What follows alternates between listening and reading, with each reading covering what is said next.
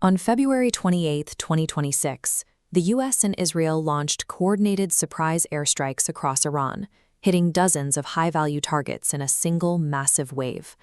The primary objective was the immediate removal of Iran's top leadership. The strikes successfully killed Supreme Leader Ali Khamenei. The operation extended to other high-level officials, including Ali Larijani, effectively severing the state's immediate chain of command. Military planners framed this as a necessary preventative move. Following the 12-day war of 2025 and the internal Iranian massacres of early 2026, Washington sought to definitively re-establish a credible military deterrent. However, systems theorists argue that this focus on kinetic destruction is outdated. They contend that tactical military dominance is irrelevant if the adversary chooses to retaliate through the global macroeconomic system instead. This created the central paradox of the 2026 war, a flawless tactical victory for the U.S. and Israel that immediately triggered a catastrophic stress test of their own global financial hegemony. Iran's military response was immediate, launching missile and drone swarms at U.S. military bases and forward operating positions across the Middle East. Iranian strikes specifically targeted high-value U.S. defensive infrastructure, including systems like THAAD, an advanced anti-ballistic missile system designed to intercept short and medium-range missiles. From a tactical standpoint, the U.S. viewed these hardware losses as acceptable.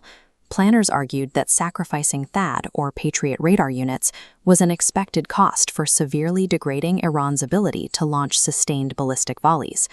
Systems theorists counter that this hardware tally ignores the broader strategic failure. The Iranian strikes exposed a critical vulnerability.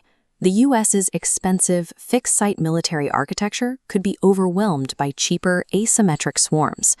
These losses suggest that technological superiority provides no guarantee of security if the strategic doctrine remains fixed on physical hardware rather than systemic resilience.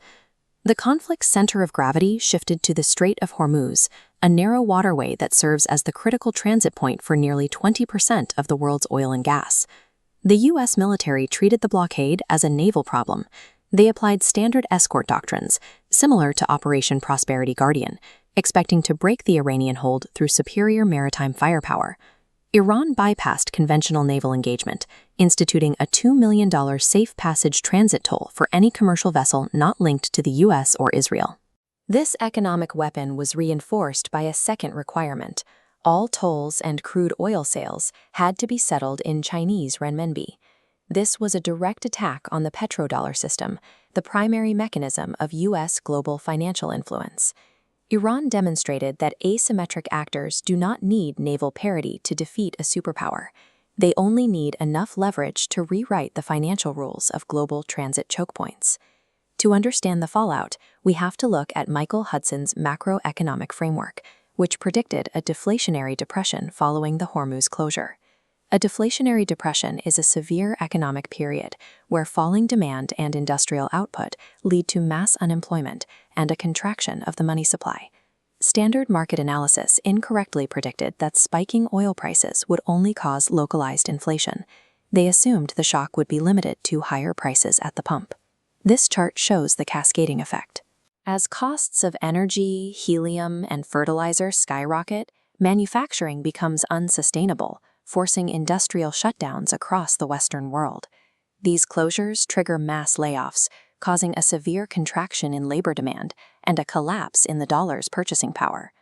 The 2026 war revealed a new category of structural weaponry, the ability to leverage a localized military conflict to engineer a global deflationary collapse. The diplomatic response was unexpected.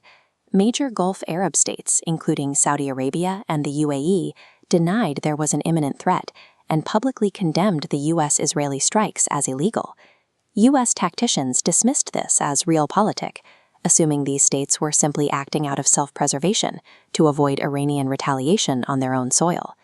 This node map illustrates the actual driver, cognitive warfare, the strategic use of information and narratives to influence foreign governments and their populations.